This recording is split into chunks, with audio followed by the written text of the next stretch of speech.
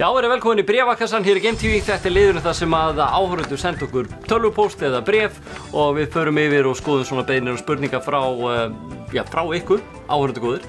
Og hér er komið bréf frá Gunnari, 15 ára, hann segir sæll gamli og takk fyrir Single Spectrum listan í síðustu viku.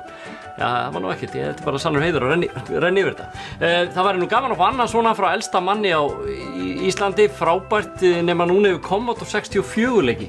Ég man náttúrulega vel eftir þeim. Ég náttúrulega, já, með eldri mönnum á Íslandi, ég viðurkenni það, séns að þú gerir þetta eða þarft að fara að taka síðdegisblundin, gamli. Einmitt. Takk Gunnar. Nei.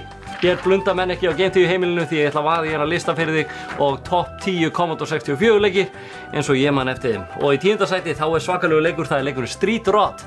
Það var, maður gæti keypt og selt bíla og breytt og bætt þeim og var með svona bílskúr og gæti verið að keyra þetta var svakalegu leikur, ekkert rosaleg grafík en svona einn af fyrstu bílaleikinu sem ég man vel eftir og keyrði í Commodore 64. Nú í 9. sæti Simulator.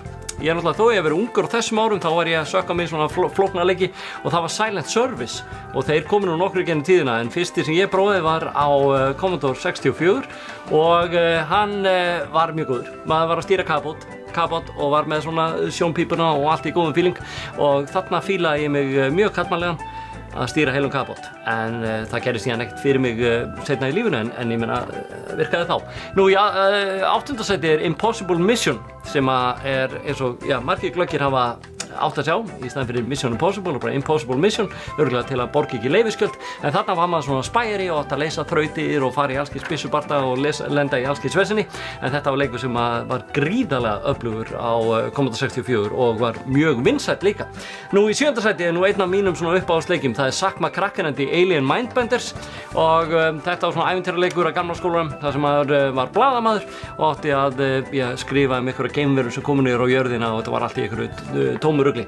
Nú í 7. sæti var íþróttaleikur. Ég stundaði aldrei íþróttir en spilaði íþróttaleiki og það var leikurinn Summer Games. Það kom líka Winter Games sem ég fannst Summer Games alltaf betur því að þar gat maður verið á hesti í 5 leikum og verið í dýfingum að palli og svona íþróttum sem að kalla mjög vel til mín. Nú í 5. sæti var leikur sem að, það er svolítið saga að segja frá honum, það Alter Ego Female Version en Alter Ego var leikur sem kom út bæði sem svona male version og female version og hann gengur út á það að maður byrja bara sem fóstur og á að fara gegnum allt lífið og maður getur gert það sem kona eða kall. Við fórum í bókabúð Braga félagarnir þegar við vorum yngri og ætluðum að kaupa Alter Ego male version. Hún var uppselt þannig að við sátum upp með female version og vorum svo spenntir og ólum upp nokkrar konur í þessu leik og það hefur náttúrulega markað mig fyrir lífstíð en það hefur mjög mjúka og fallega hlið en þannig að ég valið upp mjög marga konur í Alter Ego. Þetta var mjög sérstakur leikur en kom þeim öllum í gennum lífið. Nú í 4. sæti leikur slagsmálleikur International Karate og hann var náttúrulega mjög góður. Hann var svipaður á Way of the Exploding Fist fyrir þá sem muni eftir honum. Þarna var maður í karategallanum með óperuhúsi í Sydney í bakgrunni eða Golden Gate brúna og ýmislegt fleira. Þannig að maður var að berja fólk þarna í fallegu umhverfi og hvað betra en að gera það í lífinu? Fátt betra.